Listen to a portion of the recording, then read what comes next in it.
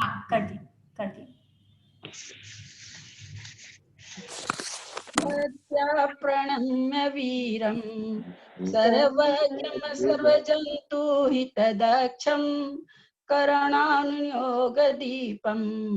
पूर्वे स्वान्तस्तमो विघातार्थं सरस्वती नमस्तुभ्यं वरदे कामरूपिणि विद्यारम्भं करिष्यामि सिद्धिर्भवतु मे सदा।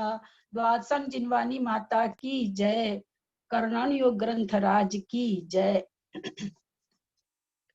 क्लास शुरू होने से पहले मैं कहना चाह रही हूँ कि कल जो मैंने कहा कि भाई ऑडियो बंद करके रखें, म्यूट करके रखें, इसको कोई भी अदरवाइज नहीं लीजिएगा, कोई भी इसको मन से नहीं लगाइएगा। देखिए सबका अपना अपना क्षय उपशम होता है। कोई आदमी क्योंकि एक एक समय बढ़ती उपयोग है, कोई आदमी चार तरफ अपना उपयोग लगा पाता, बिल्कुल लगा पाता, एक एक समय चारों बगल लगा के उनका। तो आप टीवी में भी सुन सकते हैं, दूसरा जूम भी देख सकते हैं, सब कुछ कर सकते हैं। आपका अपना ज्ञान का क्षय उपशम और वीर्य अंतराय कर्म का क्षय उपशम है, हो सकता है किसी किसी के साथ। ग्रुप का उस समय ऑडियो आप अपना म्यूट कर दिया कीजिए, क्योंकि फिर वो सबको डिस्टर्ब होता है और कोई बात नहीं है। कल अगर मुझे नहीं पता किसका चालू था, मेरी बात का उनको बुरा नहीं लगे, मैं सबसे क्षमा मांगती हूँ। मेरे कहने का कोई गलत अर्थ न लगाएं, मैं आप लोग से क्षमा मांगती हूँ। मैं इतना ही कहना चाहती हूँ, जो बोलें अपने को अनम्यूट करें और फिर बोलें, तो सबको सुनने में आएगा, अन्यथा समय की बर्बादी ही होती है और समझ में नहीं आता है। अच्छा, हम लोग वापस है सो थोड़ा ये शायद सरिता जी ने ही कल पूछा था, प्राकारांतर का मतलब, प्राकारांतर का मतलब क्या। तो जैसे ऊपर उन्होंने पुद्गल वर्गना के भेद बताए, अभी नीचे उनको वो पुद्गल द्रव्य के कितने भेद है ये बता रहे हैं। तो इसका मतलब होता है दूसरी प्रकार से। प्राकारांतर का शब्दार्थ क्या होता है, दूसरी प्रकार से। पहले उन्होंने पुद्गल वर्गना के हिसाब से बताए, अब वो पुद्गल के भेद बता रहे हैं। तो कहते हैं दूसरी प्रकार से पुद्गल के और कितने भेद बनते हैं, कैसे भेद बनते हैं। यहाँ प्राकारांतर का मतलब दूसरी तरह से, दूसरी प्रकार से। दूसरा चीज, पुद्गल द्रव्य के जो 6 भेद हैं, वरांग चरित्र में भी निकाल लिया मैंने, राजवार्तिक में भी निकाल लिया। कहीं भी ये केवल इतना ही है जिसका छेदन भेदन हो, लेकिन छेदन भेदन होने पर वापस न जुड़े, उसको बादर बादर कहते हैं। कहीं भी ये नहीं लिखा हुआ मिला कि अन्यत्र प्रापन हो, ये कहीं भी अभी तक नहीं मिला। कई जगह के ग्रंथों में देख लिया मैंने, और वो इसमें भी नहीं है, बादर वालों में भी उन्होंने नहीं लिखा है कि प्रापन हो सके, इसमें भी नहीं लिखा हुआ है। मैं आपको पढ़ के सुनाती हूँ, एक ग्रंथ तो मेरे सामने ही खुला हुआ है।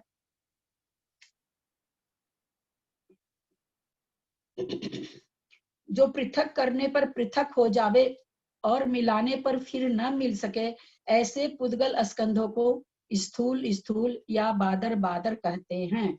ये महापुराण की परिभाषा है। पृथ्वी आदि जो स्थूल स्थूल कोटि में आते हैं, पृथ्वी उसमें अग्रगण्य है।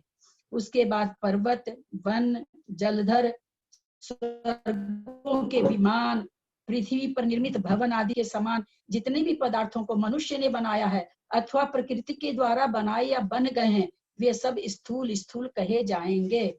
इसमें कोई वैसा शब्द नहीं आया है कि जिसको दूसरी जगह ले जाया जा सके। ये वरांग चारित्र की परिभाषा है। आगे कहते हैं, काष्ठ पाषाण आदि जो कि छेदन होने पर स्वयं नहीं जुड़ सकते, वे बादर बादर हैं। अब बादर स्थूल या बादर किसे कहते हैं, जो पतले द्रव्य पृथक करने पर पृथक हो जावे और मिलाने पर पुनः मिल जावे, ऐसे पुद्गल स्कंधों को स्थूल कहते हैं अथवा बादर कहते हैं। क्या परिभाषा दे रहे हैं, जो पतले द्रव्य, पतले मतलब लिक्विड, तरल, तरल द्रव्य, ठोस और तरल और वाष्प 3 तरह के द्रव्य माने जाते हैं साइंस में। यहाँ पर ये तरल द्रव्य की बात कर रहे हैं, जैसे कहते हैं घी, तेल, पानी। यहाँ भी इन्होंने ये नहीं दिया कि जिसका ये प्रापन हो सके, ये शब्द यहाँ भी नहीं आया है, दूसरे भेद में भी।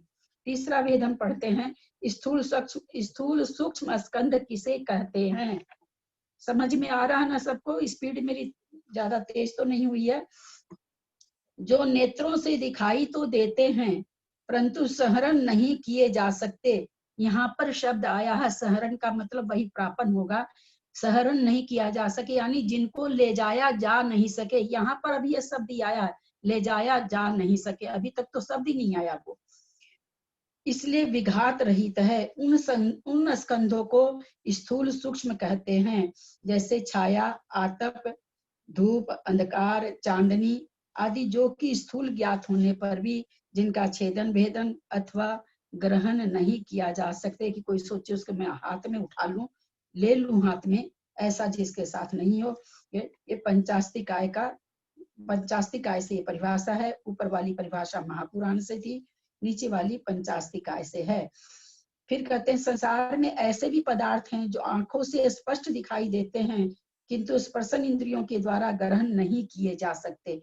उदाहरण के लिए प्रकाश में पड़ने वाली पदार्थों की छाया, सूर्य की धूप, अंधकार, विद्युत का प्रकाश, विद्युत माने बिजली, चंद्रिका आदि पदार्थों को देखिए, वे सब के सब स्थूल सूक्ष्म पदार्थों की ही कोटि में आते हैं। ये वारांग चारित्र से परिभाषा है। इस सूक्ष्म स्थूल स्कंध किसे कहते हैं?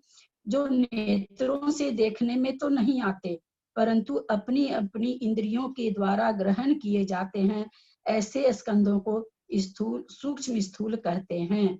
जैसे स्पर्शन आदि इंद्रियों के विषयभूत स्पर्श रस आदि, महापुराण से कह रहे हैं, पंचास्तिकाय से कह रहे हैं, स्पर्श रस गंध शब्द जो कि सूक्ष्म होने पर भी स्थूल ज्ञात होते हैं, वे सूक्ष्म बादर हैं।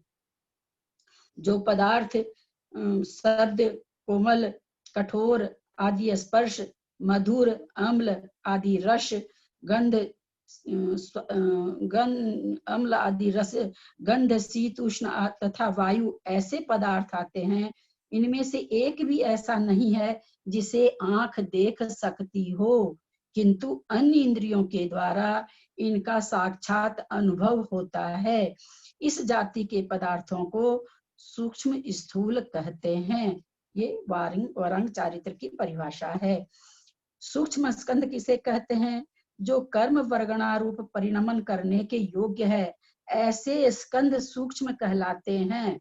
जो कर्म वर्गणारूप परिणमन यानी परिणमन नहीं किए हैं, कर्म रूप परिणमन नहीं किए हैं, ऐसे जो स्कंध हैं, सूक्ष्म स्कंध, यहाँ वर्गणा की बात नहीं हो रही है, उन वर्गणाओं का जो स्थूल स्कंध है, सूक्ष्म स्कंध है, वो जो स्कंध है वो सूक्ष्म कहलाते हैं। ये इंद्रियां ज्ञान के द्वारा नहीं जाने जाते, मात्र कार्य के द्वारा इनका ज्ञान होता है, क्योंकि वे प्रदेशों के अनंत समुदाय रूप हैं। महापुराण से ये परिभाषा है। फिर कहते हैं और भी कर्म वर्गनादि जिनमें सूक्ष्मपना है तथा जो इंद्रियों से ज्ञात न हो वे सूक्ष्म है, पंचास्तिकाय। अब और आगे वारांग चारित्र में क्या आया है? औदारिक, विक्रियक आदि 5 प्रकार के शरीर होते हैं। इनकी उत्पत्ति में सहायक परमाणुओं को शास्त्रों में वर्गणा नाम दिया है। इसी विधि से मन तथा वचन, जो कि दृश्य मूर्ति नहीं है, इनकी भी अलग अलग वर्गणाएं होती हैं। उक्त शरीरों तथा मन वचन की उत्पत्ति में साक्षात सहायक वर्गणाओं के भीतर भी दूसरी वर्गणाएं रहती है। इनके क्रम, इनके मिटा हुआ है, इनके कार्य समुचित रूप से व्यवस्थित हैं। इन समस्त वर्गणाओं को ही सूक्ष्म पुद्गल कहते हैं। इनका प्रमाण अनंतानंत है। ये वारांग चारित्र से सूक्ष्म की परिभाषा हुई। सूक्ष्म स्कंध किसे कहते हैं? एक अर्थात स्कंध से पृथक रहने वाला परमाणु सूक्ष्म है, क्योंकि न तो वह देखा जा सकता है न स्पर्श किया जा सकता है। महापुराणकार कह रहे हैं जिनसे आचार्य। फिर पंचास्तिकाय में कुंद आचार्य कह रहे हैं कर्म वर्गणा नीचे के द्वि अनुक स्कंद तक की जो कि अत्यंत सूक्ष्म है, वे सूक्ष्म है। वारांग चारित्र कह रहे हैं एक परमाणु किसी दूसरे परमाणु में मिला नहीं रहता है। परमाणुओं में आपस में कोई संबंध भी नहीं रहता है। एक एक परमाणु को अलग अलग बिखरा समझिए। इस आकार प्रकार के परमाणुओं को ही द्रव्य के विशेषज्ञों ने सूक्ष्म सूक्ष्म पुद्गल नाम से कहा है। अब हम लोग इस किताब की परिभाषा पर विचार करें। हालांकि ये परिभाषा, जैसा कि आप लोगों ने बताया कि भाई पृथ्वी खोद के ले जा सकते हैं, मट्टी पाषाण तोड़ के ले जा सकते हैं, पेड़ को काट के ले जा सकते हैं, तो अगर उस दृष्टि से ये परिभाषा बनी हो कि अन्यत्र प्रापन हो तो ठीक है। पर मुझे तो, मैं कम से कम 6-7 जगह खोल के देख ली, ये पंक्ति कहीं भी लिखी हुई नहीं मिली। यहाँ तक कि जीवकांड का ये पूरा है वर्णन अभी चल रहा है। मैंने जीवकांड में भी फोन करके पूछवाया, हो सकता है उनको मिला नहीं हो, जरूरी नहीं है कि हर चीज पकड़ में आती हो, लेकिन वहां पर भी मुझे मिला नहीं। और न इसके लिए मिला जो बादर के लिए भी है कि तेल वगैरह ले जा सके। लेकिन चिंतन का विषय ये है कि अगर हम उसमें कहीं ले जाने वाली चीज को नहीं घटाएंगे तो फिर सारे पुद्गल समाहित नहीं होंगे। इसलिए किसी एक का परिचय तो हमको इस तरह से देना ही होगा कि जिसको दूसरी जगह ले जाया जा सके। नहीं तो अगर ये हम परिभाषा किसी की भी नहीं देते हैं तो जो दूसरी जगह ले जा रहे हैं पुद्गल द्रव्यों को, वो फिर कौन सा द्रव्य है, पुद्गल का वो कौन सा रूप है। क्या कर रहे हैं? हेलो, कोई कुछ बोलना चाह रहे हैं? तो दूसरे में तो दीदी ले जाने का है ही। हाँ, जो ये बादर में तो है ही है कि ले जा सकते हैं। हाँ, इसमें तो है ही है। मैं ये कहना चाह रही थी कि मैंने 5-6 ग्रंथों से निकाल लिया, पर ये लाइन किसी में भी मिली ही नहीं। तब मैं कह रही हूँ कि अब बाकी जीवकांड इसमें निकल नहीं रहा। गूगल में मैंने बहुत कोशिश करी जीवकांड का परिप्रेक्ष्य निकालने का, पर मेरे निकला नहीं, विवक्षित चीज निकली ही नहीं। फिर मैंने त्रिशला जी को भी फोन किया था, हालांकि वो बहुत बिजी थी, फिर भी काफी खोजी, पर उनको होगा तो जरूर, वो खोज नहीं पाई। तो इसलिए कर्म का जीवकांड जी में ये चीज होनी चाहिए। और एक भेद में तो ये देना ही पड़ेगा ले जाने वाला, नहीं तो पुद्गल के सारे गुण फिर नहीं घटेंगे। खैर जो हो, मैंने आपको सब तरह की बात बता दी है, और इसमें कोई खास बात नहीं है। 239 में चलते हैं। अस्कंद, अस्कंद देश, अस्कंद प्रदेश और परमाणु किसे कहते हैं? जो सर्वांश में पूर्ण है उसे अस्कंद कहते हैं। जैसे हमारा पूरा भारत देश, पूरी एरिया को क्या कहा जाता है? भारत देश, पूरे क्षेत्र को। अस्कंद के आधे को अस्कंद देश कहते हैं। जैसे कोई एक उत्तर प्रदेश, इस तरह से वो एक प्रदेश हो गया। फिर उसको कहते हैं अस्कंद देश के आधे को अस्कंद प्रदेश कहते हैं। फिर उसमें एक जिला ले लीजिए, उत्तर प्रदेश का एक जिले का नाम ले लीजिए, वो उसका भी आधा हो गया। तो आचार्य क्या बताना चाह रहे हैं कि एक तो सर्वांश जो पूर्ण होता है उसको पूर्ण स्कंद कह देते हैं, उससे आधे हिस्से को, ये पूरा तिल्लोपनिषद की यूं लाइन है, यूं की यूं एकदम सेम यही पंक्ति तिल्लोपनिषद में दिया हुआ है। स्कंद के आधे को स्कंद देश कहते हैं, स्कंद देश के आधे को स्कंद प्रदेश कहते हैं, जो अविभागी है उसे परमाणु कहते हैं। कुछ चीजें किसी को नहीं समझ में आ, कुछ लोग नए होंगे, या आगे सम्यक दर्शन वगैरह की चर्चा भी आने वाली है, थोड़ी तो कठिन है। प्लीज आप लोग पूछेंगे तो ज्यादा अच्छा रहेगा। एक छोटा सा वक्तव्य सुना रहे हैं, आचार्य श्री विद्यासागर जी का है। आचार्य श्री विद्यासागर जी कहते हैं कि मछली जल में रहते हुए, जल अलग है मछली अलग है, लेकिन फिर भी वो क्या कल्लोल करती है जल में, क्या आनंदित रहती है, क्या उलट पुटल उसी में होती रहती है, तैरती रहती है, उछल कूद करती रहती है, ऊपर को आती है, नीचे को जा, कितनी कल्लोल करती है। तो आचार्य श्री विद्यासागर जी कहते हैं, यद्यपि चारों ज्ञान छायोपशमिक है, कर्म सापेक्ष है, लेकिन फिर भी उसको अंदर में याद कर करके कल्लोल में हम लोग, जिस तरह से मछली जल में कल्लोल करती है, उसी तरह से ये छद्मस्त जीव उन चारों ज्ञानों में कल्लोल करता रहे, उसी तरह से उछल कूद करता रहे, आनंदित होता रहे। कितनी बड़ी बात है ये, कितना सुंदर मतलब उनका वक्तव्य है, सुन करके मन खुश हो गया एकदम। ये देखो कितनी बड़ी वास्तव में। तो वो क्या कहना चाह रहे हैं इससे कि जबकि ये कर्म सापेक्ष है, चारों छायोपसमी ज्ञान, यानी आत्मा के नहीं है। आत्मा का अपना ज्ञान तो छायिक ज्ञान है।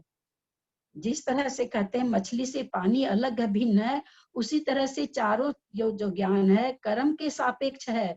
कर्म जिस तरह का उदय रहता है, अनुदय रहता है, उस तरह का इसका ज्ञान होता है। उसके बावजूद भी बोले ये आत्मा इस चारों ज्ञान में कल्लोल करती रहे, खुश होती रहे, नाचती कूदती रहे, तो इसको बहुत आनंद आता है इस आत्मा को ज्ञान में कल्लोल करने में। ये बात मैंने इसलिए बताई कि हम लोग को जितना समझ में आता है, आप लोग निसंकोच होके पूछिए। मुझे नहीं पता चल पाता है कि किसको क्या चीज नहीं समझ में आई। आप लोग एकदम निसंकोच होकर के पूछ सकते हैं। मुझे जितना भी आंटी, आएगा मैं कोशिश करूंगी। हाँ आंटी, यह जो हाँ, अभी बताया ना, ये जीव कांड में आया है, अन्यत्र प्रापन, ये सब परिभाषा जो है ना इसकी, ये जीव इसकी कांड में लिखा हुआ है। क्या जैसे चीज? बादर सूक्ष्म, हाँ बादर स्थूल, ये वाला हाँ प्रापन वाला अन्यत्र प्रापन हो रहा है, ये हाँ, जीव कांड में लिखा हुआ है। कहे तो मैं तो ये चीज पहले ही बोल दी ना कि चूंकि ये जीव कांड से बनाया हाँ हुआ है ग्रंथ, तो हाँ, जीव ये जीव कांड कांड में में होगा। है। हम तो बोले ही कि ये जीव कांड में होगा, क्योंकि जीव कांड मेरे नहीं खुला गूगल में। मैंने बहुत कोशिश की, फिर मैंने त्रिशला जी को भी फोन किया, उनको नहीं मिल पाया। वो काफी देर बेचारी खोजी भी, खोज के हमको पढ़ के भी सुनाई, लेकिन उसमें आया नहीं। वही तो मैं बोल कि हर हालत में जीव कांड में होना है। ये जीव कांड जिन्होंने में लिखा है। है, हाँ बिल्कुल है, बिल्कुल होगा। हम तो कहे कि अब जीव कांड में होगा, लेकिन और कहीं पर नहीं आया है ये चीज। जीव कांड में है तभी ये जीव यहाँ आया। कांड में। हाँ मैं तो पहले ही बोल दी कि जीव कांड में तो होना ही है, लेकिन मुझे मिल नहीं पाया, हम ये बोले, क्योंकि मेरे पास है नहीं जीव कांड। मैंने गूगल में कोशिश करी जीव कांड खोलने की, खुल नहीं पाया मेरे से। आगे चलते हैं। 200 अविभागी पुद्गल। 200 ये अभी अपना 239 जो चल रहा है, उसमें सर्वांश में पूर्ण है उसे स्कंद कहते हैं। स्कंद के आधे को स्कंद देश कहते हैं, और फिर उसके आधे को स्कंद प्रदेश कहते हैं। ये आधा आधा वर्ड क्यों लिया? अभी जैसे आपने उदाहरण दिया भारत देश पूरा देश, तो उसको आधा तो नहीं किया उत्तर प्रदेश कहने में। नहीं, आधा नहीं है, वो आप ठीक कह रहे हैं, आधा नहीं है। एक बात हमेशा याद रखिए कि जो भी उदाहरण दिया जाता है वो सर्वांग नहीं होता है ना, केवल समझाने के लिए, एक विवक्षा समझाने के लिए दिया। उदाहरण कभी भी अगर उदाहरण सर्वांग उतरेगा तो फिर इस विवक्षा का कोई कथन ही नहीं रह जाता। अब रहा कि ये एक क्षेत्र का माप है कि भाई जो पूरा पूरा जो स्कंद है, महास्कंद, उसको स्कंद कहते हैं। अब उसके आधे इसके हिस्से को, वो आधा हिस्सा हम नहीं जान सकते। यहाँ आचार्य केवल इसको ये बताना चाह रहे कि भाई देश किसे कहते हैं, प्रदेश किसे कहते हैं। तो स्कंद के एक टुकड़े को देश कह दिया, देश के टुकड़े को प्रदेश कह दिया, ये कहना चाह रहे हैं यहाँ पर। तो इसका मतलब यहाँ आधे का कोई मतलब नहीं है। नहीं, आधे का मतलब है, केवल ज्ञान में आधे का मतलब है, हमारे आपके ज्ञान में कोई मतलब नहीं है। हमारे आप ज्ञान में इसका इससे इससे कुछ हम कर नहीं सकते हैं कि कोई इसका ऐसा भी बच्चा हो कि कहीं पर भाई श्रुत ज्ञान होता है तो स्कंद देश तक होता है। जैसे हम लोग के लिए भाई श्रुत ज्ञान और मन पर्य ज्ञान है, तो या अवधि ज्ञान है या मन पर्य ज्ञान है या मति ज्ञान है, तो उसके उसमें ये कहीं पर नहीं आया कि हाँ भाई मन पर्य ज्ञानी स्कंद को जानता है, आधे प्रदेश को जानता है, ऐसा कुछ नहीं आया। ये एक बस बताना चाह रहे हैं कि जो मतलब किसको स्कंद किसे जो सर्वांश से पूर्ण है, उसमें कोई भी तरह की चीज की कमी नहीं है, उसको हम स्कंद कह देंगे, सर्वांश से जो पूर्ण हो। और उसके आधे भाग को देश, उसके आधे भाग को प्रदेश कह देंगे। अविभागी पुद्गल परमाणु स्कंद रूप में किस तरह परिणत होते हैं? अविभागी का मतलब हम लोग जान गए हैं, फिर पुनः बात करते हैं। जिसका और टुकड़ा नहीं हो। अविभागी पुद्गल परमाणु, परमाणु दो परमाणु मिलके ही स्कंद की रचना हो जाती है। मैदा हम लोग सभी कोई जानते हैं। मैदा का एक कण भी, जो कि हम तो कर ही नहीं सकते, एक कण उसका अलग, लेकिन मान लीजिए किसी काले चीज पर छींट दें तो हो सकता है एक कण दिखाई दे जाए अलग से। उसमें भी बहुत सारे परमाणुओं का समूह है। वो छोटी सी मैदा का कण में भी बहुत सारे परमाणुओं का समूह है। अविभागी पुद्गल परमाणु ऐसा परमाणु जिसका और टुकड़ा नहीं हो। ऐसे पुद्गल परमाणु स्कंद रूप में किस तरह परिणत होते हैं?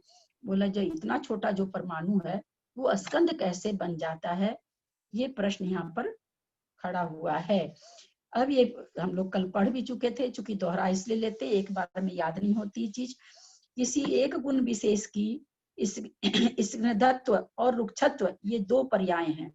किसी एक गुण विशेष की, किसी भी एक गुण की दो आचार्य का दो पर्याय है, या तो चिकनापन और रूखापन। और बंध में यही दो कारण है, गंध वगैरह है या और भी जो वजन वगैरह हल्का भारी जिसको कहते हैं, वो सब बंध में कारण नहीं है। बंध में कारण कौन सा गुण है? रूखापन और चिकनापन। अविभागी प्रतिच्छेद, जिसको हम लोग बढ़िया से जान गए हैं, याद हो गया होगा अभी तक। अविभागी माने जिसका टुकड़ा नहीं हो, प्रतिच्छेद टुकड़े का टुकड़ा, मतलब ऐसा टुकड़ा जिसका और टुकड़ा नहीं हो, ऐसा टुकड़ा जिसका और टुकड़ा नहीं हो, अविभागी प्रतिच्छेद। लेकिन ये किसके लिए आता है? ऊपर जो अविभागी आया वो पुद्गल परमाणु के लिए आया। ये जो आ रहा है इस सत्यांश के लिए आ रहा है कि ऐसा पुद्गल परमाणु जिसमें सबसे कम सत्यांश हो, उससे और कम। यहाँ सत्यांश हम आगे पीछे पढ़ चुके हैं। अनुभाग के लिए भी कहा जाता है, अनुभाग का जघन्य सत्यांश। यहाँ क्या करें? शक्ति के निरंश अंश को, निरस अंश का मतलब जिसका और टुकड़ा नहीं हो, और टुकड़ा रहित अंश, ऐसा टुकड़ा जो टुकड़ा रहित हो, यानी जिसका और टुकड़ा न हो।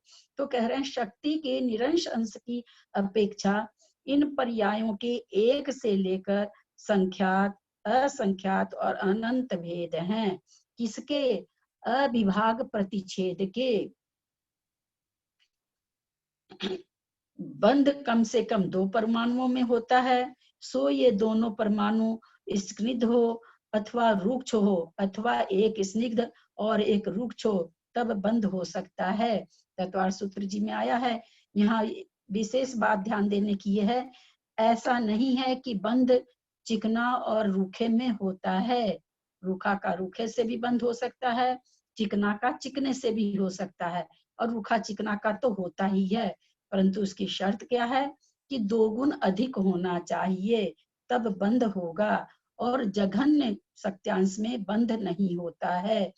जो एक सत्यांश वाले परमाणु हैं, वे परमाणु रूप से ही पूरे लोकाकाश में फैले हुए हैं, उनका आज तक बंध नहीं हुआ है, न कभी बंध होगा। इसमें भी दो आचार्यों के मत हैं। कुछ आचार्य कहते हैं ऐसा कोई परमाणु नहीं बचा जो आज तक स्कंध नहीं बना, क्योंकि परमाणु किससे बनता है?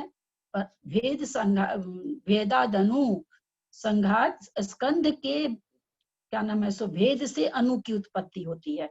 अणु की उत्पत्ति अपने आप नहीं हो रही है।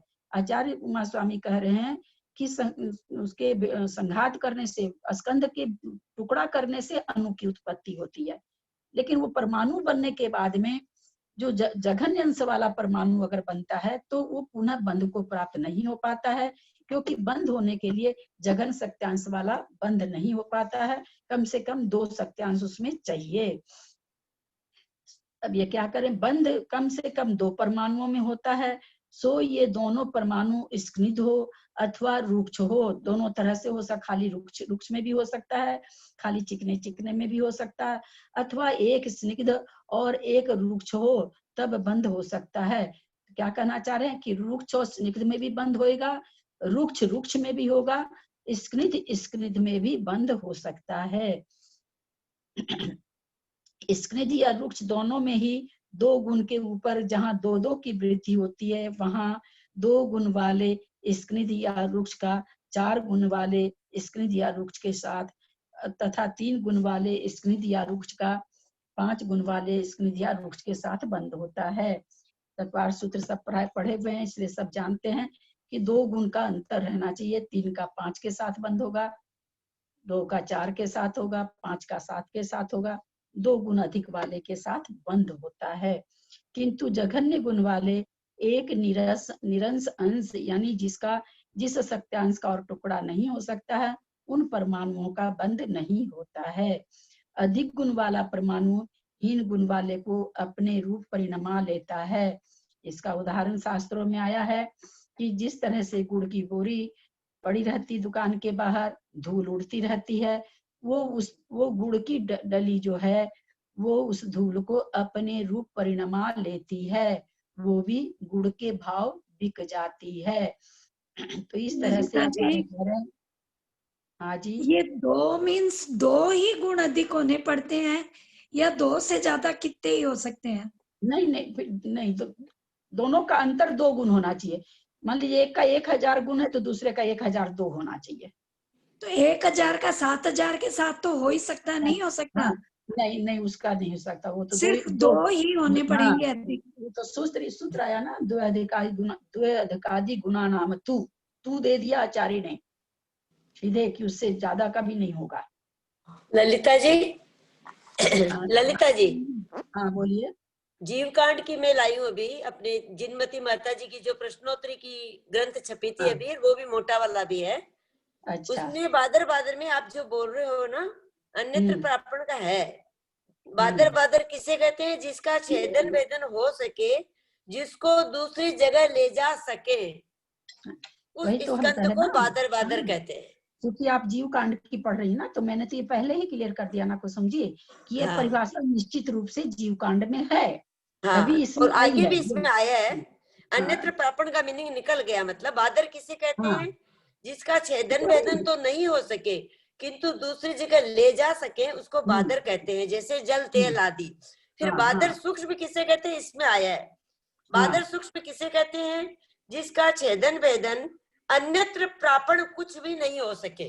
तो वो मीनिंग निकल गया जो आप बोल रहे थे कि ले जा सके, किंतु जो नेत्र द्वारा देखने योग्य है उसे बादर सूक्ष्म कहते हैं, जैसे छाया, चांदनी आदि। मैं तो बोली ना आपको कि मैंने 5-6 परिभाषा खोजी, वहां किसी में ही नहीं थी, लेकिन इसमें है। मैंने इसीलिए त्रिशला जी को फोन भी किया कि भाई जीव कांड आपके पास है, आप खोजो। उनको नहीं मिल पाया, उनके यहाँ गेस्ट वेस्ट बहुत आ रखे हैं, फिर भी बेचारी 1 घंटा लगा के करी, लेकिन नहीं मिल पाया। जीव कांड तो मेरे पास है, लेकिन मैंने जिनमती माता जी की जीव कांड की बड़ा ग्रंथ है ना, अपने अभी भी अपने छपाए थे अपन फाउंडेशन से, उसमें भी क्लियर समझ में आ जाता है, तो मैंने वो जीव कांड निकाला। इसमें जो आया इसका मतलब है कि जीव का, चूंकि जीव कांड से है तो बना हुआ है जीव कांड का। हाँ, तो अपने मन से थोड़ी लिखेंगे साहित्याचार्य कन्हैयालाल जी, अपने मन से थोड़ी लिखेंगे। इसलिए मैं बोली इसका मतलब ये जीव कांड में आया है। ये तो एकदम बिल्कुल पक्की बात है कि जीव कांड में आया है, और बैठ भी रही है परिभाषा, ऐसा कुछ नहीं है कि नहीं बैठ रही है। अच्छा ललिता जी, ये आप बोल रहे हो कि बंद होने के लिए 2 गुण अधिक होना चाहिए, तो इसका क्या मतलब हुआ कि बंध कम से कम 2 परमाणुओं में होता है, और वे दोनों परमाणु स्निग्ध हो या रुक्ष हो, अथवा स्निग्ध या रुक्ष हो तो बंद हो सकता है। मतलब 2, यदि दोनों 2 हो तो हो सकता है क्या? नहीं, 2 अधिक होगा ना, अधिक होगा। तो इस लाइन का अर्थ क्या हुआ? किसका? बंध कम से कम 2 परमाणुओं में होता है। हाँ, मतलब एक 2 परमाणुओं में कम से कम, मतलब बंद करेंगे आप तो बंद करने के लिए कोई 2 तरह की चीज चाहिए ना। तो कहते 3-4 तरह की चीज में भी बंद हो सकता है, लेकिन आप जब किसी चीज का बंद करा रही, जैसे जीव के साथ कर्म का बंद हो रहा, तो जीव और कर्म 2 चीज है ना, तब बंद हो रहा है। आज कर्म हमारे क्यों बंध रहे हैं? हमारे भी तो वही जो अपनी 4 कसाई है, क्रोध, मान, माया, लोभ, 2 पेज रूप है और 2 देश रूप है। तो दोनों 2 तरह की इसलिए हमारे कर्म बंद हो रहा है, नहीं तो कर्म बंद नहीं हो सकता था। कर्म बंद होने का कारण वही चिकनाहट, रुखापन ही है। तो यहाँ कहने का मतलब कि कम से कम बंद होने के लिए 2 वस्तु तो चाहिए ही चाहिए। एक, जैसे आप तो कह देंगे भाई बालू, एक बालू मोटी है, एक बालू महीन है, इन दोनों का बंद करा दो, तो एक ही तरह की चीज हो गई ना। बालू का बालू से क्या बंद कराएंगे? हाँ, बालू और सीमेंट हो तो आप बंद करा सकते हैं कि उससे उसका 2 गुना अधिक है, दोनों का बंद हो सकता है। यहाँ पर ये कहना चाह रहे हैं आचार्य। अच्छा, 2 तरह की चीज होनी चाहिए। हाँ, 2 तरह की चीज कम से कम। मैंने सोचा कि 2 परमाणु का बंद हो जाएगा, ऐसे नहीं। 2 तरह की वस्तु होनी चाहिए बंद करने के लिए। अच्छा, आप ये बोले कि है ना एक से और दूसरे बंद में खाली 2 का ही अंतर होना चाहिए, पर बहुत सारी चीज होती है और उसका एक दूसरे से अपन मिलान करते हैं, तो वो इसमें लिखा हुआ ना, वो उसका रूप ग्रहण कर लेती है, तो वो ज्यादा होना पड़ेगा तभी ग्रहण करेगी ना उसका रूप। 2 यहाँ तो आचार्य इतना कहना चाह रहे हैं कि जैसे 2 पदार्थ हमने मिलाया, एक का तो सत्यांश 2 है, दूसरे का सत्यांश 4 है, तो उसके बाद आचार्य ने सूत्र दिया उसी पर कि भाई आपने कह दिया अधिक सत्यांश वाले से 2 गुण सत्यांश वाले का आपस में बंद होता है, तो फिर उसके बाद क्या होगा, कौन उसका रिजल्ट क्या निकलेगा। तो तत्वार्थ सूत्र में उमा स्वामी जी ने फिर कहा कि क्या नाम है, तद भावा व्यम नित्यम, वो अपने हिसाब से उसको परिणमन करा लेता है। यानी 2 गुण वाला तो दब जाता है, 4 गुण वाला के रूप से वो 2 गुण वाला उसके अनुसार हो जाता है। अच्छा, कर्म में और जीव में रूक्ष और स्निग्ध का क्या कैसे होगा कि जो कर्म बनते हैं। हाँ, ये है ना, ये पूरा बहुत अच्छा विवेचन अपने कर्म कांड जी में आएगा, है ना, तब उस समय अपने इसको ले लेंगे। वो तो ये जो बताया जा रहा है बंध वगैरह जो बताया जा रहा है परमाणुओं में, ये परमाणुओं के लिए ही नहीं बताया जा रहा है। हम लोग को चूंकि आचार्य तो मोक्ष मार्ग में ले जाना चाहते हैं, तो दरअसल तो इनको आगे जाके कर्म में ही घटाना है कि किस तरह से बंध होता है, कर्म बंध किस तरह से हो रहा है, किस गुण के कारण हो रहा है। ये आगे सारा कर्म कांड की बात आई, कर्म बंध की व्यवस्था कर्म कांड में आएगी, तो ये सारा विवरण वहां पर आएगा। तो अपन लोग जो चुंबक होता है ना मैग्नेट, उसमें भी जैसे एक से दोनों तरफ होते हैं तो वो बंद नहीं होता, जैसे बोले कि, परंतु इसमें तो रुक्ष से रुक्ष का बंद हो सकता है और स्निग्ध से स्निग्ध का भी हो सकता है, ऐसे भी लिखा है ना। जैसे चुंबक होता है ना, उसमें दोनों ध्रुव एक से होते हैं ना, तो उनमें वो छिटक जाता है, बंद नहीं होता, आपस में एक दूसरे को अट्रैक्ट नहीं करते। हाँ, हो तो सकता है। उससे कोई मतलब है क्या इसका? मैं कह नहीं सकती उसके बारे में मंजू जी, क्योंकि कभी देखती तो फिर ध्यान जाता, कभी देखा नहीं मैंने, कभी आजमाया नहीं इसको। ठीक है। अस्थि काय किसे कहते हैं, उसके कितने भेद हैं। अस्थि मतलब हम लोग समझ रहे थे कल, अस्थि माने जो चीज है, विद्यमान है, और काय मतलब जिसके बहुत सारे प्रदेश हों, समूह में प्रदेश हों जिसके, तो उसको अस्थिकाय, अस्थिकाय का मीनिंग ये निकलता है। उसके कितने भेद हैं, तो काय के 2 भेद हैं। ये चीज अपने को बहुत अच्छी तरह से समझनी चाहिए, मेरे लिए भी पहली बार ही आया है ये विवक्षा।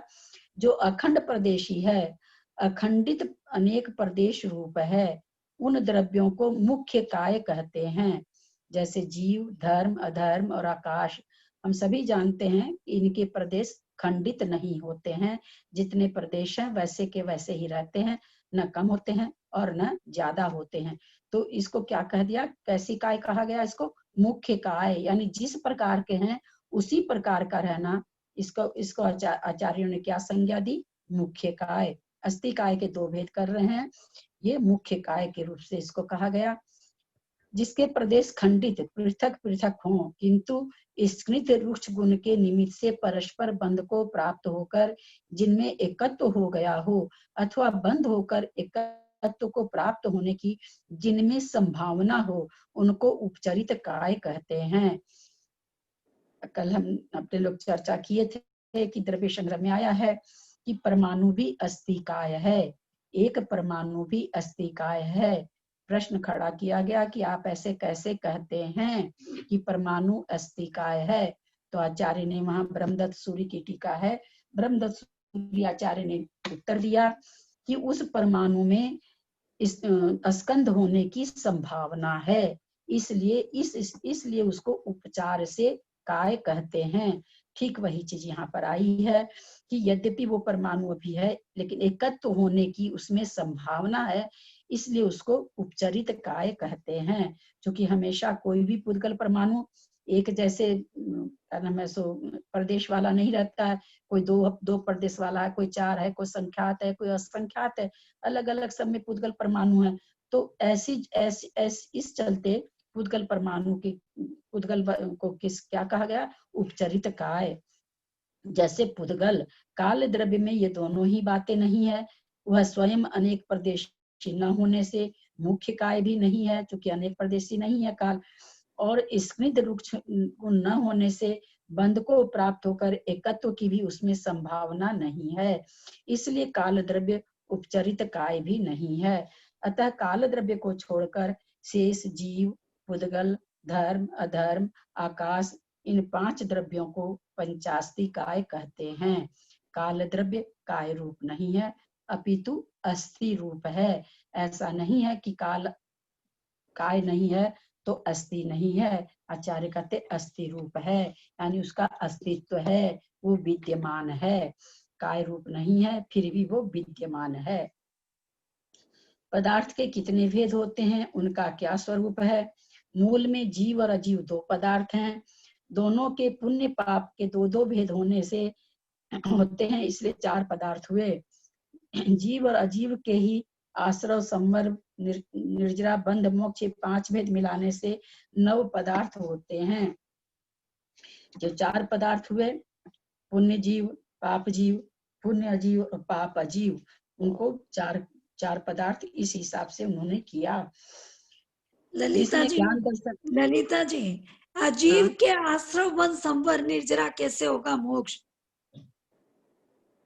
पहले आप पढ़े ना कि दोनों के अभी पूरा आश्रव, बंध, संवर, निर्जरा। हाँ, नहीं, ये तो जीव और अजीव के ही आश्रव, संवर, निर्जरा दोनों के मिलने से हो रहा है ना। खाली जीव भी कुछ नहीं करेगा, खाली अजीव भी कुछ नहीं करेगा, तो इन्होंने दिया जीव और अजीव के ही, यानी दोनों के मिलने से। हाँ, अच्छा। दोनों मिलने से, है ना, दोनों मिलने से। बाकी के जो आश्रव, बंधर, संवर, निर्जरा, मोक्ष भी तो कर्मों के कटने से तब मोक्ष होता है, आत्यांतिक क्षय से। तो इस पांचों में अजीव भी लग रहा है और जीव भी लग रहा है। जिसमें ज्ञान दर्शन रूप चेतना पाई जाए उसे जीव कहते हैं, जिसमें चेतना न हो उसे अजीव कहते हैं। अब पुण्य जीव किसको कहा आचार्य ने? कि जो सम्यक गुण से सहित हो, व्रत आदि से युक्त हो, वो पुण्य जीव है। इसके विपरीत जो उन्हें पाप जीव कहते हैं, यानी जो मिथ्या दृष्टि है अथवा जिसको चारित्र वगैरह, हाँ, कर्म अजीव होते हैं, पुद्गल परमाणु होते हैं। किसी का प्रश्न है, कर्म पुद्गल परमाणु होते हैं, पुद्गल परमाणु ही कर्म रूप परिणत होते हैं, इसलिए बिल्कुल अजीव है। बाकी जब हम बहुत गहराई से व्याख्या करते हैं तो कथनचित आत्मा को भी अजीव कहा गया है और कथनचित कर्म को भी जीव कहा गया है। बहुत बहुत ज्यादा गहराई का है, एक दो पंक्ति में बताते हैं। आचार्य कहते हैं नए विवक्षा में कि अगर आत्मा अजीव नहीं हो, संसारी आत्मा कर्म से बंधी होने के कारण कथनचित अजीव है, इसी कारण उसमें अजीव कर्मों का बंध होता है। ये विवक्षा दी। कर्म को जीव बताने की विवक्षा क्या दी? कि कथनचित कर्मों में ये गुण होता है कि वो चेतन में बंध सके, सजीव में सजीव पना होकर के बंध सके, इसलिए कथनचित कर्म भी उसके साहचर्य से, जैसे कह दिया गया कोई छत्ता लेके चल रहा है तो उसको क्या कह देते हैं? छतरी, है ना, छाते के संयोग से उसको छतरी कह दिया जाता है। उसी तरह से आत्मा के संयोग से कर्म, आत्मा के कर्म प्रदेश, आत्मा के प्रदेशों से चिपके रहने के कारण कथनचित इसको भी चेतन कह दिया जाता है, पर कर्म परमाणु पूरे के पूरे अचेतन हैं।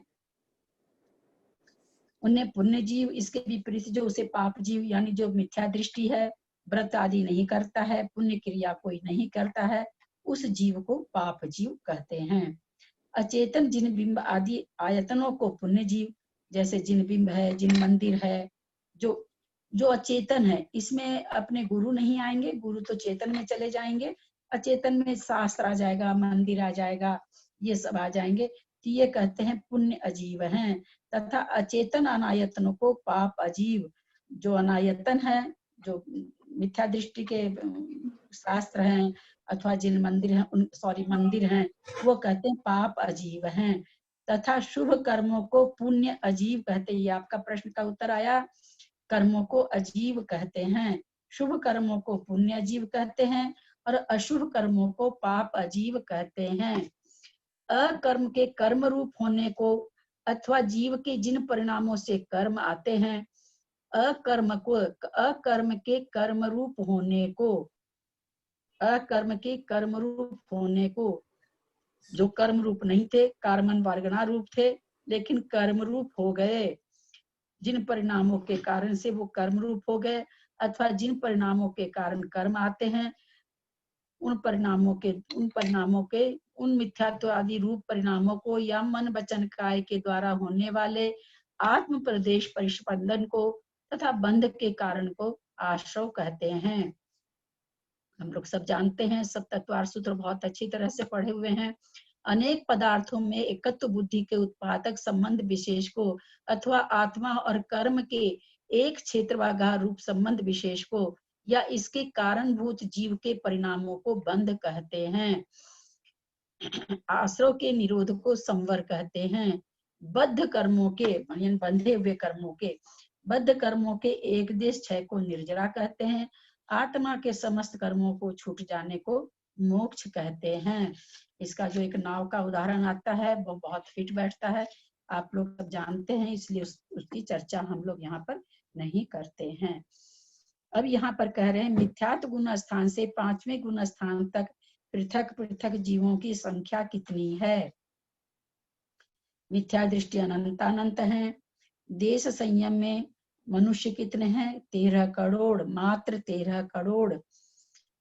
और क्या कहते हैं? पल्ल के असंख्यात में भाग प्रमाण त्रियंच हैं। किसमें? पांचवें गुण स्थान में। ऐसा कहा जाता है स्वयंभू रमन के जितने भी मगरमच्छ हैं उन सबका प्राय पांचवा गुण स्थान होता है।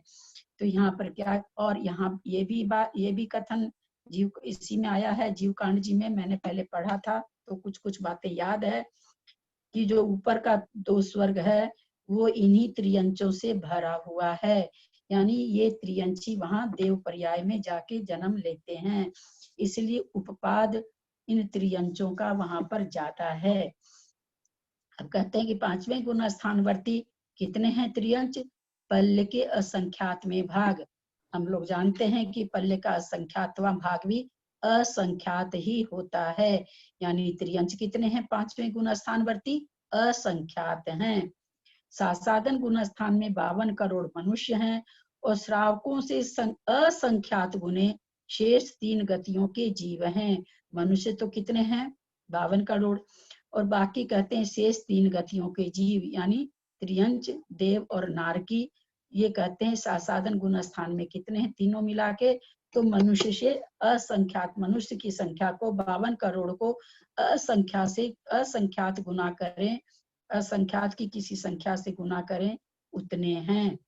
मिश्र गुण स्थान में 104 करोड़ मनुष्य और सासाधन गुण स्थान वाले जीवों के प्रमाण से अब आया है संख्यात गुणे, शेष 3 गतियों के जीव हैं। ऊपर असंख्यात था, नीचे संख्यात है, यानी मिश्र गुण स्थान में मनुष्य कितने हैं?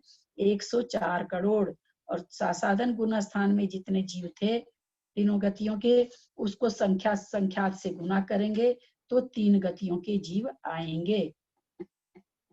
अविरत सम्यक गुण स्थान में 700 करोड़ मनुष्य और मिश्र गुण स्थान वाले जीवों के प्रमाण से असंख्यात गुने 3 गतियों के जीव हैं। यानी मिश्र गुण स्थान में देखिए कितने ज्यादा जीव हैं, मनुष्य तो 700 करोड़ और ये सारे मिला करके मिश्र गुण स्थान से भी असंख्यात गुने हैं। तो इस तरह से हम देख रहे हैं कि त्रियंच 5वें गुण स्थान से लेकर के 4थे गुण स्थान तक की संख्या बहुत ज्यादा है, त्रियंचों में बहुत ज्यादा है। हम लोग चर्चा करते हैं कि एक बार कैसे भी सम्यक दर्शन हो जाए तो कम से कम हम लोगों का मोक्ष जाने का तो हो जाए कि हम लोग जा सकते हैं। तो ये इतनी देश संयत वाले त्रियंच अपने से अच्छे हो गए।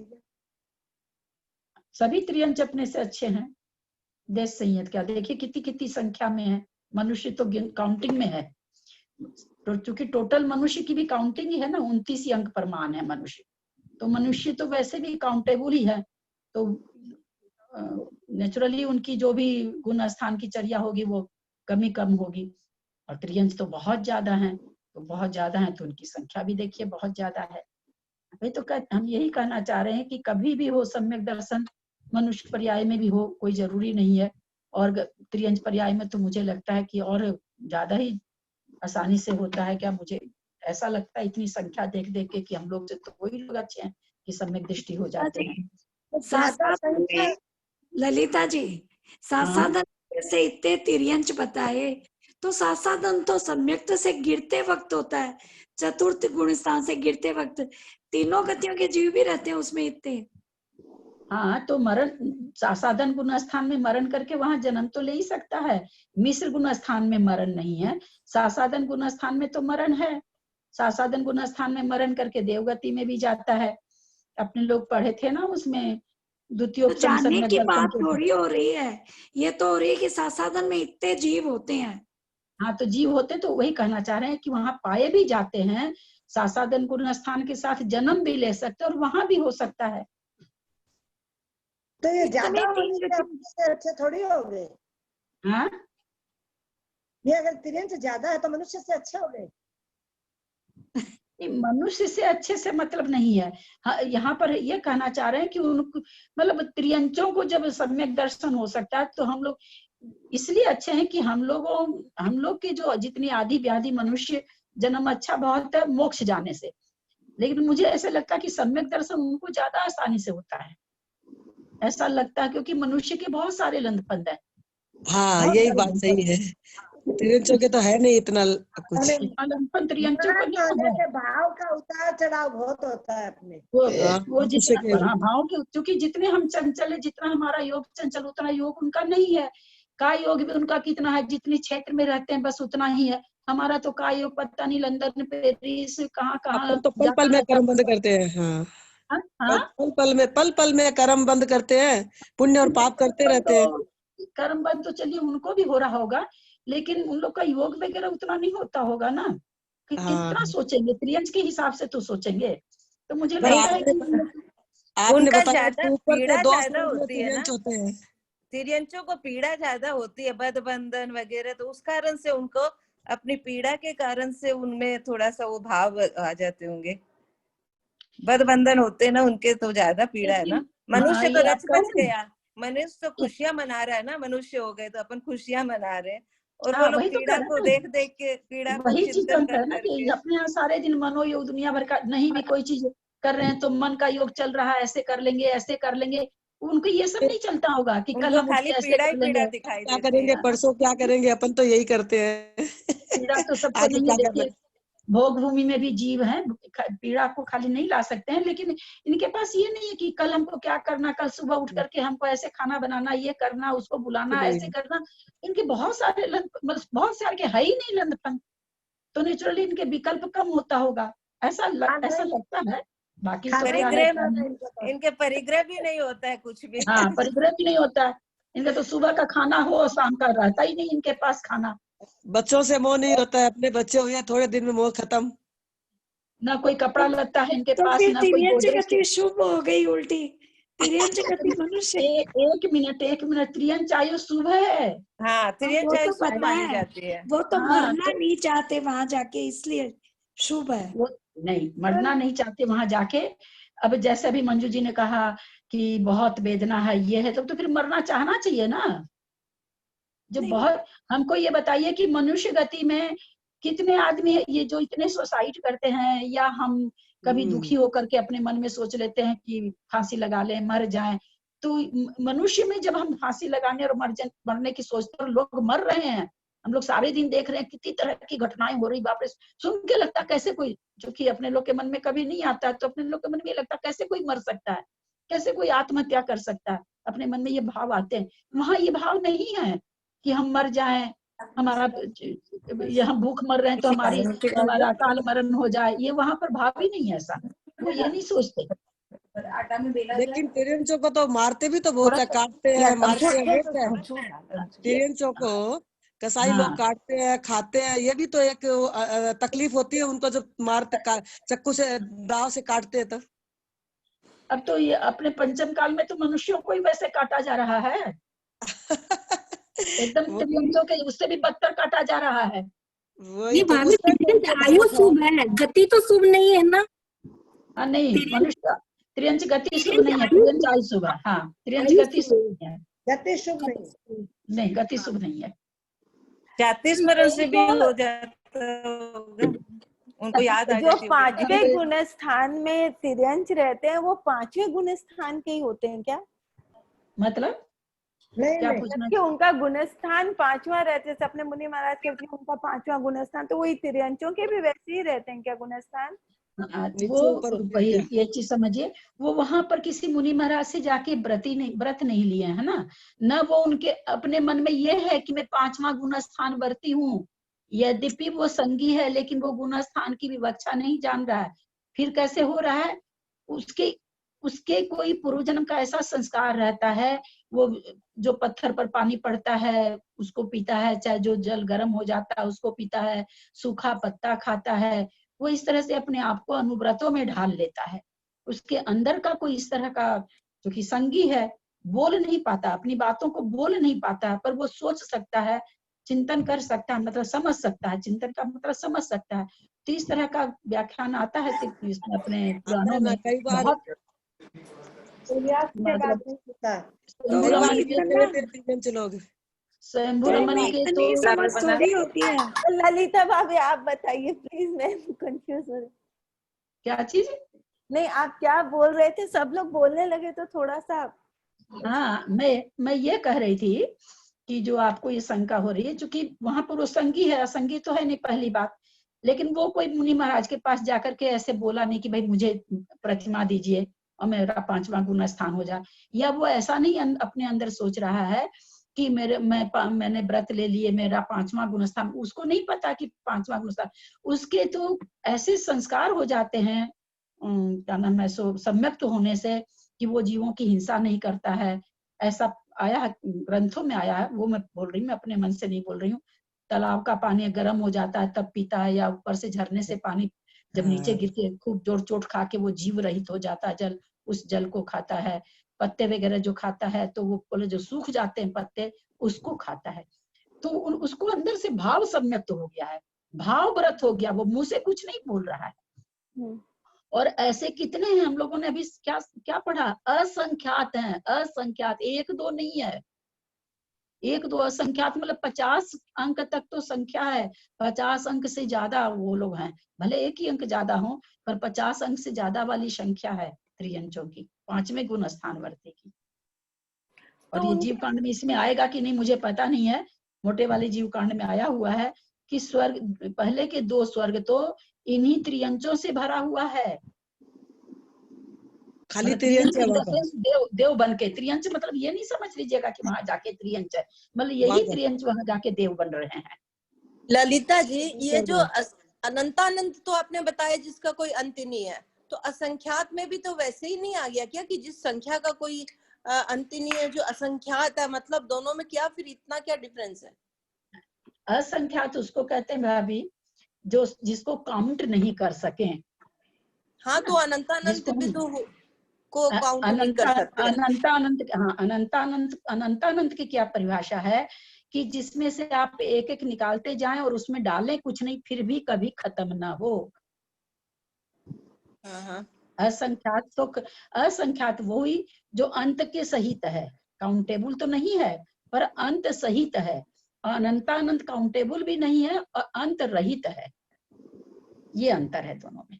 तो काउंटेबल जब असंख्यात नहीं है तो उसका फिर अंत कहाँ आया? वो भी तो काउंटेबल में नहीं आ रहा है, उसकी संख्या इतनी बड़ी हुई है। आपके पास 50 करोड़ रुपया रखा हुआ है, आप नहीं गिन सकती हैं, लेकिन क्या उसका अंत नहीं होगा? रोज आप खर्चा करते रहिए, 2-4-5 वर्ष में खत्म नहीं हो जाएगा?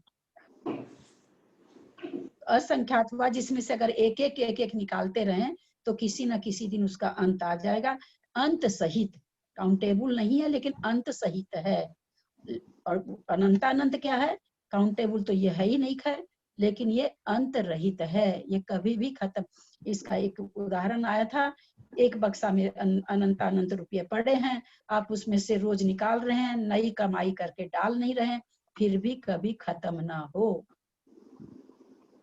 अनंत का टुकड़ा कैसे इसको समझे? जैसे हम लोगों ने समझा कि असंख्यात का टुकड़ा असंख्यात होगा, मिश्री का टुकड़ा मिश्री होगा, सेंधा नमक का टुकड़ा सेंधा नमक होगा, असंख्यात का टुकड़ा असंख्यात होगा, अनंत का टुकड़ा अनंत ही होगा। जिस वस्तु का आप टुकड़ा करेंगी वो वस्तु उसी रूप होगी ना। तो जब अनंत, जब उसका टुकड़ा भी अनंत है तो कैसे वो खत्म होगी नहीं कभी। ये अंतर है। संख्यात वो है जिसको हम गिन सकते हैं और अंत आता है। असंख्यात वो है जिसको हम गिन नहीं सकते हैं परंतु उसको हम निकाला एक एक निकालें तो एक एक दिन वो खत्म हो सकती है। अनंत किसको कहते हैं? जिसमें हम कुछ डाले भी नहीं और निकालते भी जाएं फिर भी अंत ना हो, खत्म ना हो, उसको अनंत कहते हैं। फिर इनके बहुत भेद हैं, युक्तानंत, परितानंत, अनंतानंत, फिर उसके भी उत्कृष्ट, मध्यम, जघन्य बहुत है। लेकिन सब कितना भी भेद कर दिया गया, इनका 9 भेद हो जाता है, 3 के 9 12 भेद शायद इसके हो जाते हैं, पर वे सबके सब अनंत ही हैं।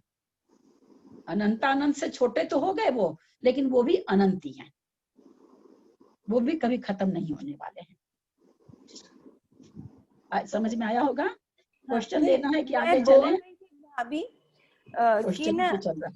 हाँ, तो वहाँ के जो तिर्यंच जीव है उनकी प्रवृत्ति ही वैसी हो जाती है। इसका मतलब ये, जैसे शेर अगर यहाँ पर है तो उसकी प्रवृत्ति है कि उसको मार के ही खाना है, वहां पर उनकी वो प्रवृत्ति, वो उनका नेचर वैसा ही है।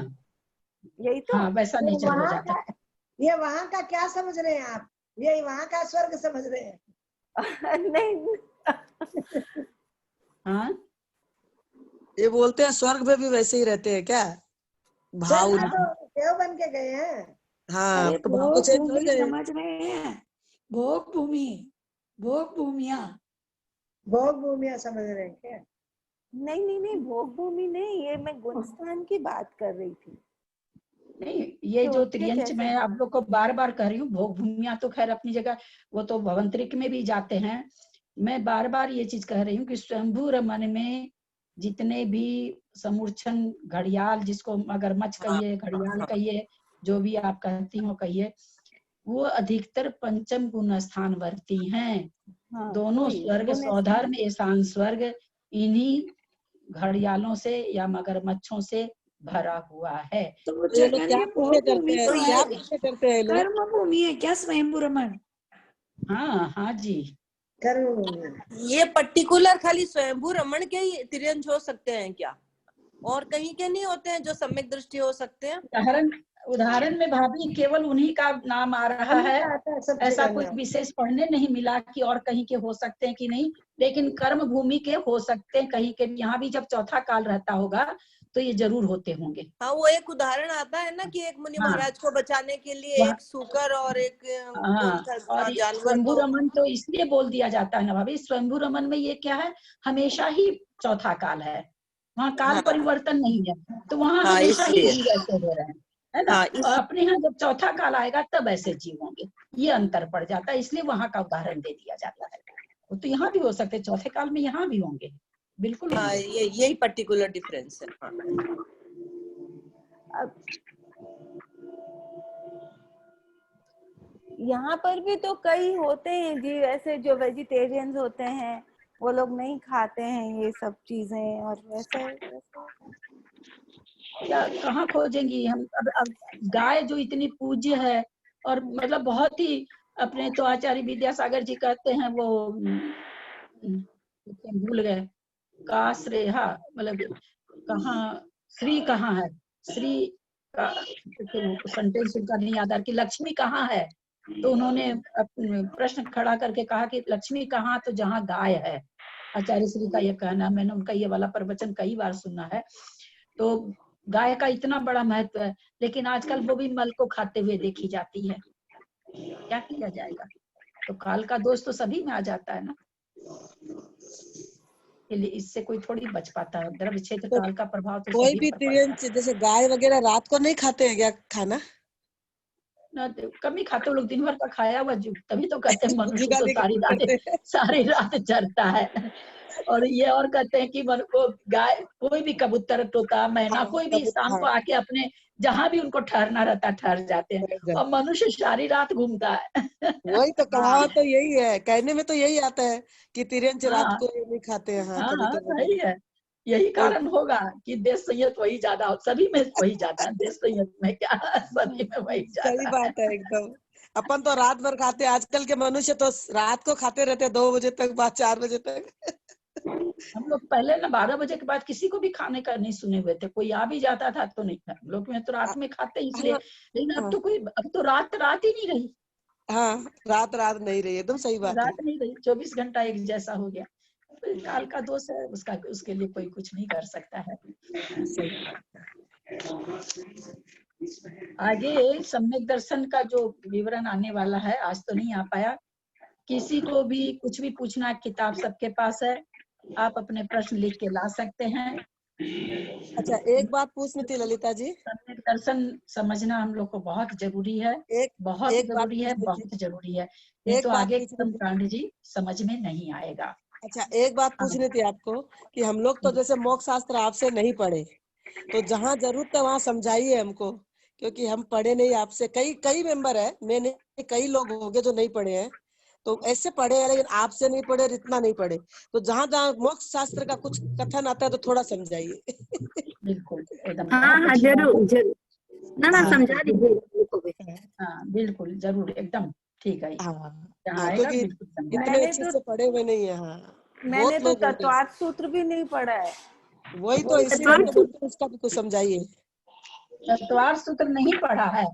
नहीं पढ़ा है, इतना नहीं याद है, लेकिन समझा नहीं है। से नहीं पढ़ा। नहीं, वो जो कर, तो इसीलिए तो मैंने ये तत्वार्थ सूत्र जो आया अपने अभी बंध वाला विवरण आया, तो तत्वार्थ सूत्र में बहुत अच्छा वर्णन इसका होगा। तो जीव कांड जी में भी, जीव कांड तो मेरे पास भी है नहीं, तो मैं इसलिए मैंने वो तत्वार्थ सूत्र का सारा विवेचन बताया, क्योंकि वो तत्वार्थ सूत्र का पूरा अध्याय में यही वर्णन ही वर्णन है। अब इन्होंने आज ये बात कही है, आगे जो भी बात ऐसी आएगी तत्वार्थ सूत्र से हाँ, क्योंकि अच्छे से पढ़े नहीं तो कुछ याद नहीं, अच्छे से पढ़े नहीं है। नहीं ठीक, पढ़ने पर भी भूल जाते हैं जी, इतना सूक्ष्म विवेचन है। मुझे तो हर समय डर लगता रहता है कि मेरे मुंह से कुछ अनर्गल नहीं निकल जाए। जानबूझ के तो खैर सवाल ही नहीं उठता, बिना जाने भी कहीं जिनवानी का मेरे से कोई अवर सवाल नहीं हो जाए, हमेशा डर लगता है। आप तो जैसे ही बोलते हैं वैसे ही अपने आप को पकड़ लेते हैं कि मेरे से गलती हो गई। इतना ज्ञान है आप में, तो आप अपने आप को पकड़ लेते हैं। पढ़े हुए होंगे।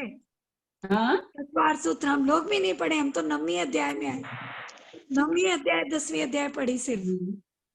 बहुत डर लगता है, बहुत सूक्ष्म विवेचन है, मैं सबसे कहती हूँ इसमें। आप कुसुम तो जी अपने हैं, आप को मंजू पकड़ जी लेते हैं। हैं। आप तो अपनी गलती अपने आप पकड़ लेते हैं। बहुत लोग इसमें बहुत अच्छा जानते हैं। मैं सबसे निवेदन करती हूँ, कहीं भी मेरी जबान फिसले, कहीं भी मेरे ज्ञान की कमी से अथवा किसी कारण से भी कुछ भी गलती, एक शब्द भी गलती आता है, प्लीज आप लोग मुझे तुरंत बताइएगा। अरे ललिता जी, आपसे ज्यादा लेकिन आप कौन अपना जानता ज्ञान है पकड़ लेते यहाँ? हैं। आपसे ज्यादा कोई नहीं जानते हैं हमको लोग कुछ भी। वही तो, नाम है अपने फालतू आप का। को अपने आप पकड़ लेते हैं आप। वो बात नहीं है, ऐसा कुछ नहीं है, सब में सब कुछ है। ये ऐसा भ्रम है, तो केवल सब में सब कुछ है।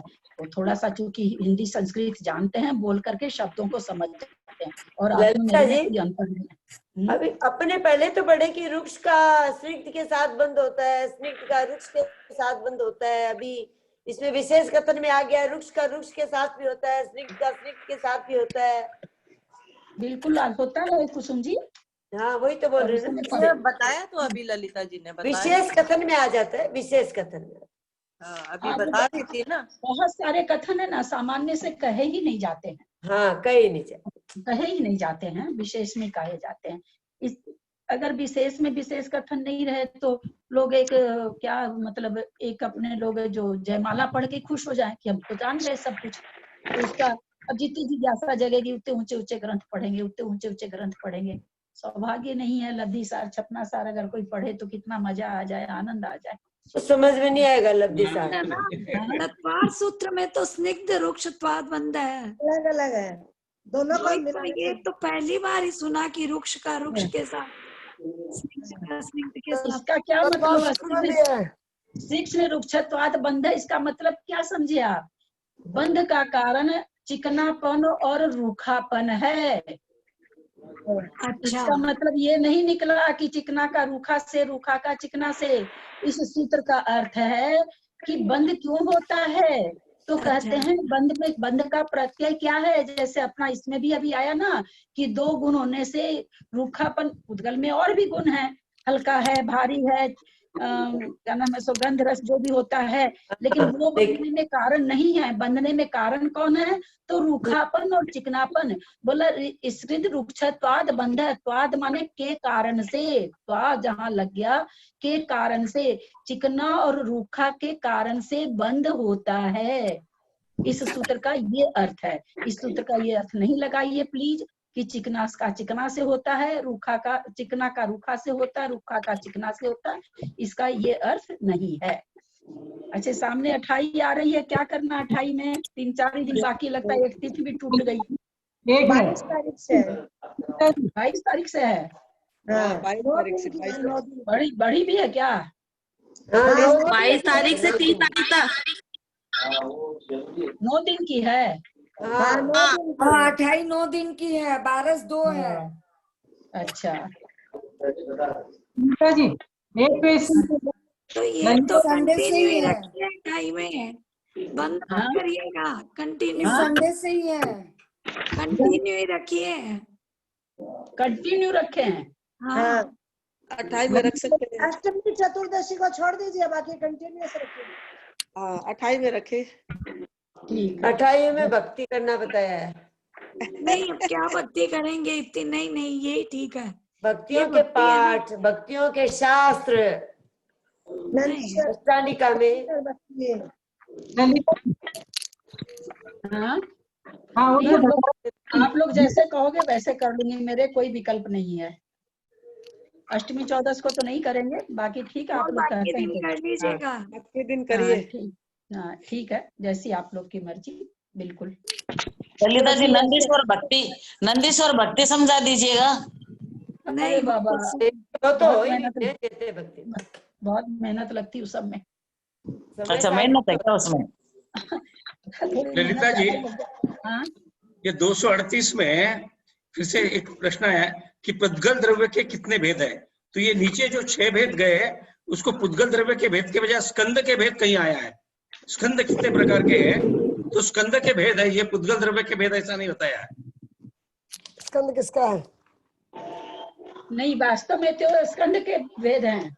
हाँ, तो वो स्कंद के भेद है, पुद्गल द्रव्य के भेद है।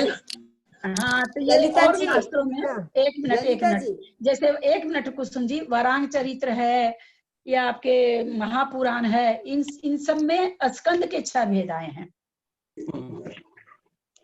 वहां पर जो नाम आया है वहां पर पुद्गल के 6 भेद नहीं बताया गया है, वहां पर स्कंद के 6 भेद है। जीव कांड में बताए ये पुद्गल के 6 भेद: पृथ्वी, जल, छाया, 4 इंद्रियों का विषय, कारमान, वर्गणा और परमाणु। श्री जिनेन्द्र ने पुद्गल द्रव्य की ये 6 भेद कहे हैं: बादर बादर, बादर बादर सूक्ष्म, सूक्ष्म बादर, सूक्ष्म और सूक्ष्म सूक्ष्म। ये पृथ्वी जल आदि की संज्ञा है। ऐसा गोमुखसार जीव कांड में आया। इसमें ऐसा समझिए अपने लोग, वास्तव में है तो ये पुद्गल ही ना, लेकिन जब अगर हम छिलका छीलेंगे तो कहेंगे भाई ये स्कंद के भेद हैं। स्कंद के भेद हैं। हाँ, इसलिए कह देंगे, तब कह देंगे स्कंद के भेद हैं।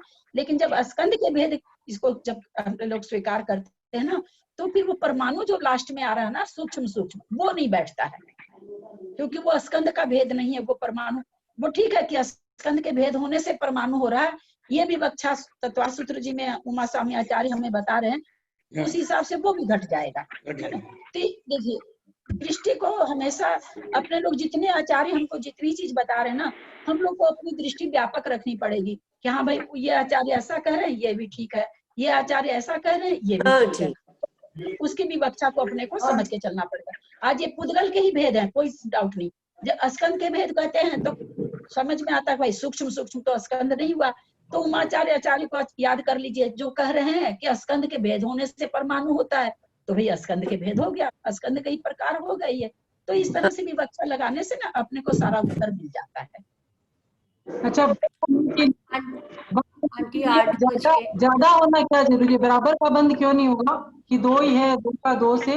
नहीं समझ में आया, क्या बोली? जैसे 2 एक बंद होने के लिए 2 परमाणु और 2 परमाणु से ज्यादा वाले परमाणु, जैसे कहा गया ना कि बंद होगा।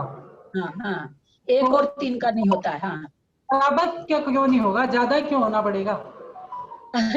ये इसमें जो ये सिद्धांत है, इसमें तर्क नहीं चलता है हीरा जी। माने सिद्धांत है ये कि दो हाँ, से ज्यादा तभी हाँ, बंद होगा। 2 से शुरू होगा बंद, 2 का 4 के साथ, 1 का 3 के साथ नहीं होगा। अच्छा, है ना, ये सिद्धांत है, सिद्धांत में हम क्यों नहीं लगा पाते हैं? समझना चाह रही थी कि सिद्धांत है क्या कि 2 का 2? नहीं, हाँ, ये सिद्धांत ही है, ऐसा सिद्धांत ही है। ठीक। ललिता जी अपन लोग ऐसे उदाहरण समझने के लिए जो एक देश उदाहरण होते हैं, अभी लाडू के अंदर लाडू बनाते हैं तो 1 किलो आटा होता है, तो उसमें 1 किलो घी डालेंगे तो बंद थोड़ी होगा, तो आटा ज्यादा होगा घी कम होगा तभी तो बंद होगा।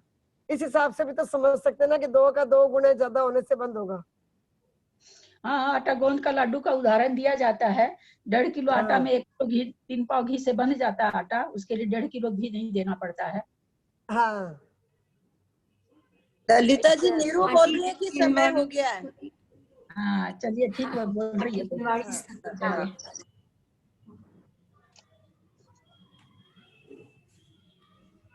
करना जिनवानी स्तुति कोई कर रहे हैं?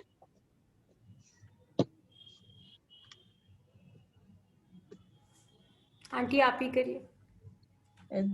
यदक्षरमात्रा पदवाक्यहीनं मया प्रमाद्याति किंचनोक्तं तन्मे क्षमित्वा विदधातु देवी सरस्वती केवल बोधलब्धिं।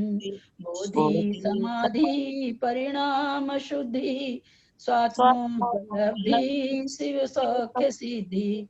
चिंतामणिं चिंतित वस्तु दाने त्वं वंदे मानस ममास्तु देवी। जावानी के ज्ञान ते सुझे लोकालोक, सोवाणी मस्तक चढ़ो सदा देत हूँ धो। हे जिनवानी भारती तो ही जपूं दिन रैन, जो तेरा शरण आ गए सो पावे सुख चैन। देव भजू अरहंत को गुरु से हो निर्ग्रंथ, दया धर्म पालू सदा यही मोक्ष का फंत। 9 बार नमोकार।